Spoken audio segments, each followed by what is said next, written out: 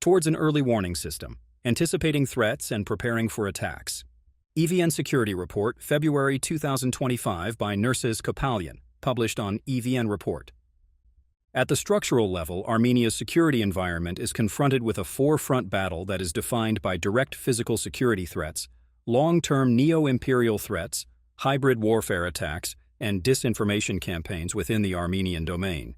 The first and immediate sphere of threat is the physical security danger posed by Azerbaijan, which requires the expansive utilization, if not the entirety, of the Armenian state's resources in mitigating and combating this threat. The second level of threat, which is qualified within the domain of long-term strategic considerations, is the neo-imperial threat posed by Russia, and in certain instances Turkey, specifically within a 5 to 10-year trajectory and Moscow's ambitions of reasserting its regional sphere of influence. The third level of threat, within the domain of continuity, is the amplified hybrid warfare tactics of Azerbaijan and the intermittent hybrid attacks by Russia, designed to disrupt and weaken Armenia's resilience and rebuilding capabilities. The fourth level of security threat, while being relatively the most minimal, is within the disinformation campaigns unleashed against Armenia's burgeoning democratic culture, with the intent of instituting continuous domestic political instability, an endeavor primarily initiated by illiberal forces within Armenia and the diaspora. The scope and range in which these threats intertwine, such as Russia working with Azerbaijan to enhance threat severity within the first sphere, or Armenia's pro-Russia opposition, supported by ARF-affiliated organizations in the diaspora, proliferating disinformation to reinforce polarization or initiate domestic instability, thus enhancing the threat severity within the third and fourth spheres, demonstrate the multifaceted nature of the threat matrix. In this context, the Armenian state and its nascent democratic system is subjected to direct, long-term, and indirect hostilities, along with an informal yet well-coordinated information warfare campaign. Armenia's approach to addressing these threats has relied on a two-tiered mitigation model. 1.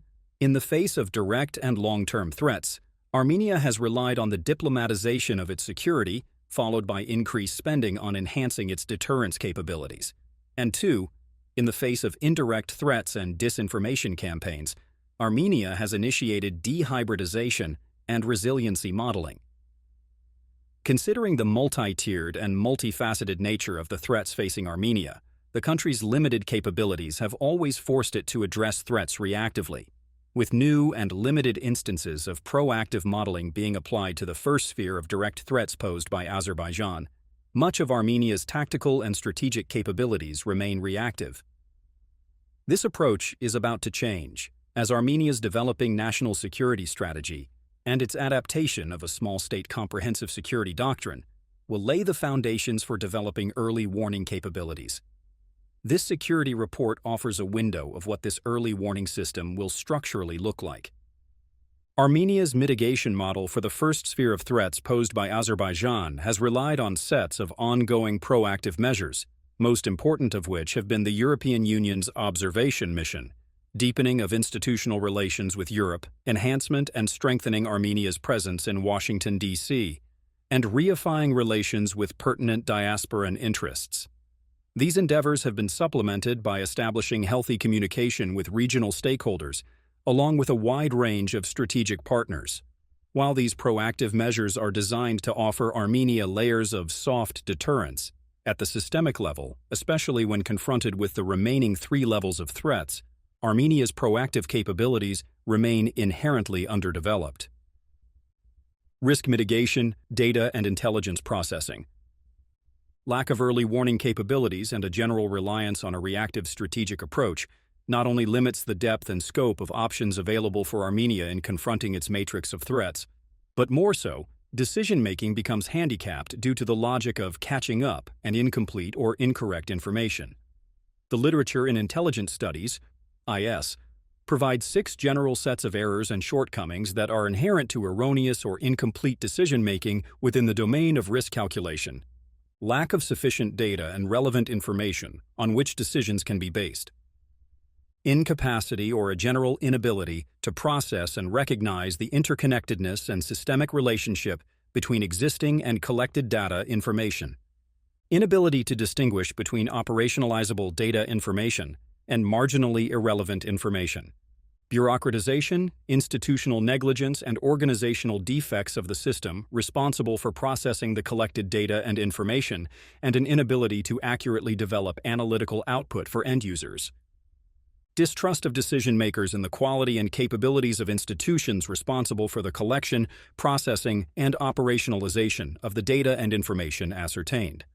Making decisions on limited, incorrect, misinterpreted, or flawed data, stemming from bad sources or flawed processes that produce or give way to detrimental decisions and results. Because early warning systems are fundamentally reliant on data and information, the ability of such systems to work and allow for proactive decision-making requires a well-established process by which the data is processed, information integrated, intelligence produced, and actionable decisions made. The systemic and methodological factors informing the process remain crucial. For the most effective early warning systems are those that most correctly and accurately produce outputs based on the data and information collected. One of the most effective processes is the one used by the Ukrainians and developed with the assistance and expertise of Western partners, known as the Data Information Knowledge Intelligence Conversion process. While noting Russia's immense superiority in all the domains of the threat matrix that Ukraine faced, Ukraine was still able to anticipate, predict, and preempt a great deal of the operational and tactical objectives of the Russians, regardless of the asymmetrical disparity. Armenia has the distinct ability not only to develop a system similar to the model above, but also to utilize artificial intelligence and machine learning, areas where the country is making important advances. This provides an acute advantage in developing the foundation for an advanced early warning system.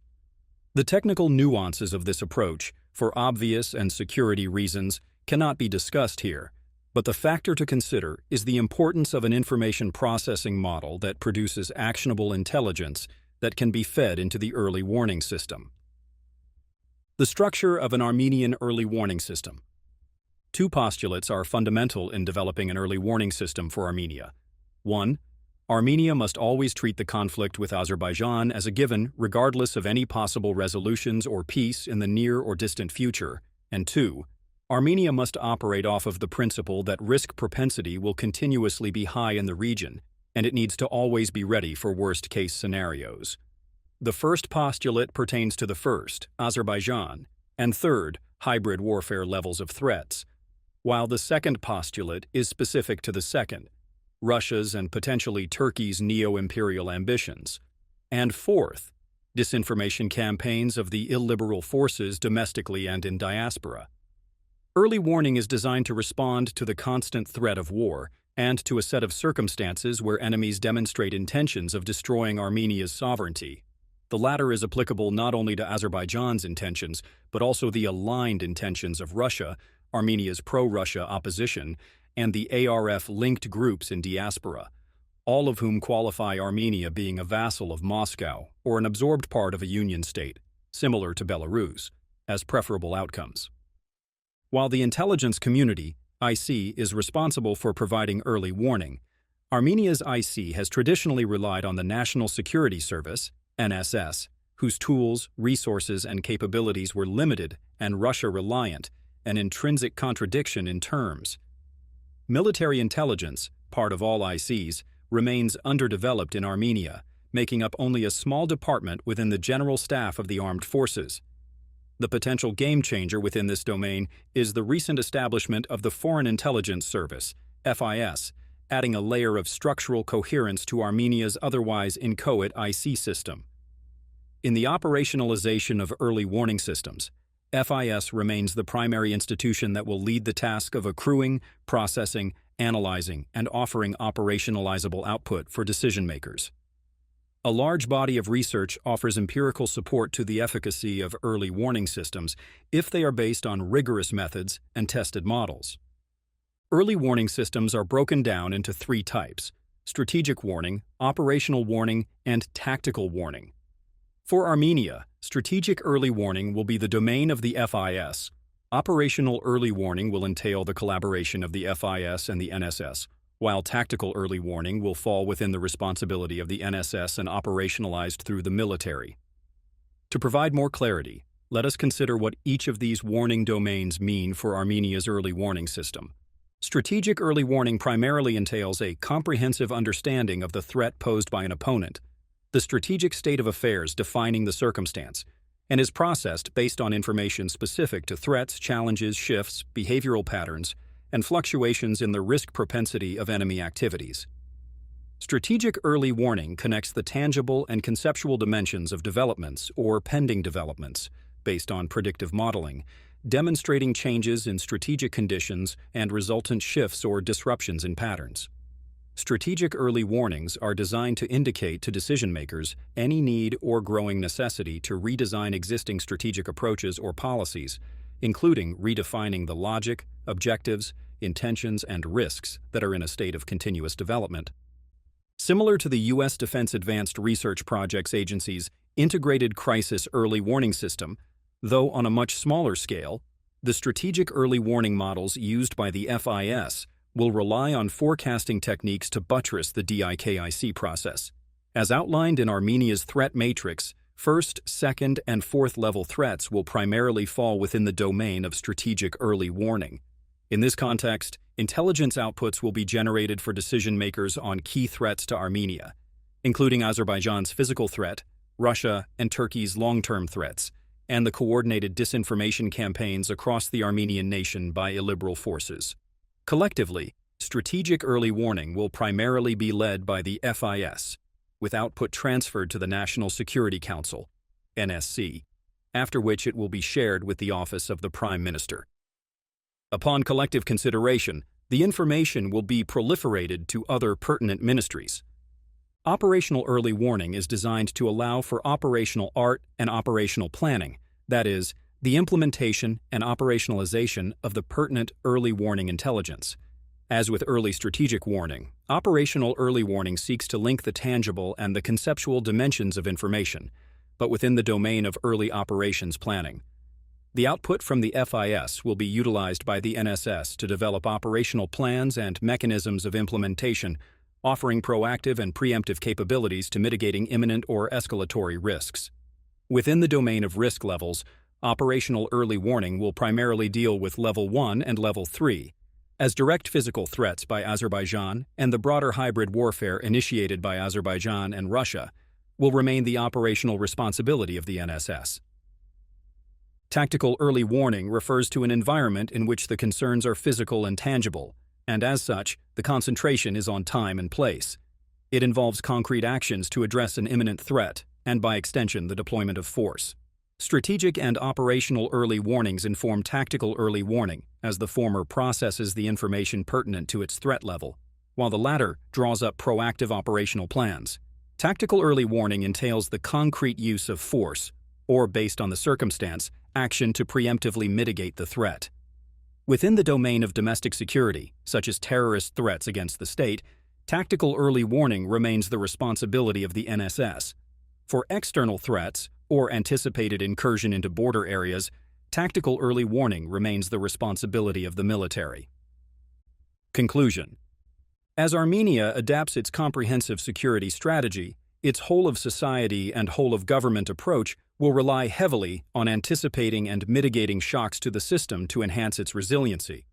Early warning systems will be crucial to this endeavor, for resilience requires proactive policies and agile decision-making, and this itself requires the processes and mechanisms inherent to early warning systems. Whether we are addressing Armenia's capacity for dehybridization, combating kinetic diplomacy, neutralizing misinformation campaigns, or developing long-term deterrence capabilities, Armenia's core strengths will rely on being ahead of the game. In no uncertain terms, as Armenia turns into the region's porcupine, its strategic, operational, and tactical early warnings will determine its success in the asymmetrical domain and provide a vital tool that Armenian society has lacked for decades, confronting uncertainty,